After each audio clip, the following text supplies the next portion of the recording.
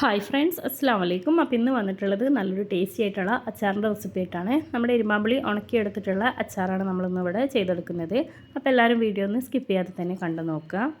അപ്പോൾ ഇതാ ഞാനിവിടെ ഒരു ചീനച്ചട്ടി എടുത്തിട്ടുണ്ട്. ഇതിലേക്ക് നമുക്ക് ഓയിൽ ഒഴിച്ചു കൊടുക്കാം. ഞാനിവിടെ പാം ഓയിലാണ് എടുത്തിട്ടുള്ളത്. അച്ചാറിടുമ്പോൾ എപ്പോഴും ഒന്നുകിൽ പാം ഓയിൽ, അതെല്ലാന്നുണ്ടെങ്കിൽ നമ്മുടെ നല്ലെണ്ണ, അത് മാത്രം എടുക്കുക. അപ്പോൾ നമുക്ക് കൂടുതൽ കേടുകൂടാതെ അച്ചാർ സൂക്ഷിക്കാൻ പറ്റും. ഇനി ഇതിലേക്ക് ഒരു 1/2 ടീസ്പൂൺ ഉലുവ ചേർത്ത് കൊടുക്കുന്നുണ്ട്. ഉലുവൊക്കെ ഒന്ന് പൊട്ടി വന്നിട്ടുണ്ട്. അപ്പോൾ ആ ഒരു സമയത്ത് നമുക്കിതിലേക്ക് ഒരു 1/2 ടീസ്പൂൺ കടുകും കൂടെ ചേർത്ത് കൊടുക്കാം. അപ്പോൾ കടുകും കൂടെ ഒന്ന് പൊട്ടി വന്നിട്ടുണ്ട്. ഇനി ഇതിലേക്ക് നമുക്ക് ഇഞ്ചി വെളുത്തുള്ളി പേസ്റ്റ് ചേർത്ത് കൊടുക്കാം. ഞാനിവിടെ ഒരു ടേബിൾ സ്പൂണോളം ഇഞ്ചി വെളുത്തുള്ളി പേസ്റ്റ് എടുത്തിട്ടുണ്ട്.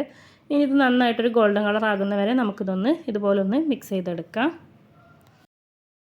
അപ്പോൾ ഇതാ ഒരു പേസ്റ്റൊക്കെ നന്നായിട്ട് തന്നെ ഒന്ന് മൂത്ത് വന്നിട്ടുണ്ട്. അതിലേക്ക് കുറച്ച് കറിവേപ്പില ചേർത്ത് കൊടുക്കുന്നുണ്ട്. ഇനി അതിൻ്റെ കൂടെ തന്നെ നമുക്കിതിലേക്ക് 1/2 ടീസ്പൂൺ മഞ്ഞൾപ്പൊടിയും 2 ടീസ്പൂൺ മുളകും പൊടിയും കൂടെ ചേർത്ത് കൊടുക്കുന്നുണ്ട്. ഞാനിവിടെ സാധാരണ എരിവുള്ള മുളകും പൊടി തന്നെയാണ് എടുത്തിട്ടുള്ളത്. ആ ഒരു മുളകും പൊടിയും മഞ്ഞൾപ്പൊടിയും നമുക്ക് നന്നായിട്ട് തന്നെ ഒന്ന് മൂപ്പിച്ചെടുക്കാം.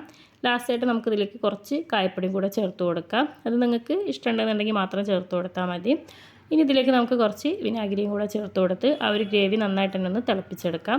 അതിനുശേഷം നമുക്കിനി ഇതിലേക്ക് നമ്മുടെ ആ ഒരു ഇരുമ്പാമ്പുളി ഒന്ന് ഉണക്കിയെടുത്തിട്ടുള്ളതും കൂടെ ചേർത്ത് കൊടുക്കാം. ഞാനിതിവിടെ നന്നായിട്ട് തന്നെ ഒന്ന് കഴുകിയെടുക്കുന്നുണ്ട്. അതിന് ശേഷമാണ് നമ്മളിതിലേക്ക് ചേർത്ത് കൊടുക്കുന്നത്. അപ്പോൾ ഇതാ നമ്മുടെ ആ ഒരു ഗ്രേവിയൊക്കെ നന്നായിട്ട് തന്നെ ഒന്ന് തിളച്ച് വന്നിട്ടുണ്ട്. ഇനി നമുക്ക് ആ ഒരു ഇരുമ്പാമ്പുളി ഇതിലേക്ക് ചേർത്ത് കൊടുത്ത് നന്നായിട്ടൊന്ന് അങ്ങോട്ട് മിക്സ് ചെയ്തെടുക്കാം. അപ്പോൾ ഈ ഒരു സമയത്ത് നമുക്ക് ഉപ്പൊക്കെ നോക്കിയിട്ട് പാകത്തിനനുസരിച്ച് ഉപ്പിട്ട് കൊടുക്കുക. നമ്മൾ ആ ഒരു ഇരുമ്പാമ്പുളി കഴുകിയ കാരണം തന്നെ അതിലുള്ള ഉപ്പൊക്കെ ഏകദേശം പോയിട്ടുണ്ട്. അപ്പോൾ അത് നോക്കിയതിന് ശേഷം മാത്രം ഉപ്പൊക്കെ ഒന്ന് ഇട്ട് കൊടുത്ത് ഒന്ന് പാകാക്കി എടുക്കുക. അപ്പോൾ ഇതാ നമ്മുടെ ടേസ്റ്റി ആയിട്ടുള്ള അച്ചാർ ഇവിടെ റെഡി ആയിട്ടുണ്ട്. അപ്പോൾ ഇതാ നമ്മുടെ ചോറിൻ്റെ കൂടെയൊക്കെ കഴിക്കാൻ ഈ ഒരൊറ്റ അച്ചാർ മതി. അപ്പോൾ തീർച്ചയായിട്ടും എല്ലാവരും ഒന്ന് ട്രൈ ചെയ്ത് നോക്കുക. വീഡിയോ ഇഷ്ടപ്പെട്ടാൽ ലൈക്ക് ചെയ്യാനും ഷെയർ ചെയ്യാനും സബ്സ്ക്രൈബ് ചെയ്യാനും മറക്കരുത്.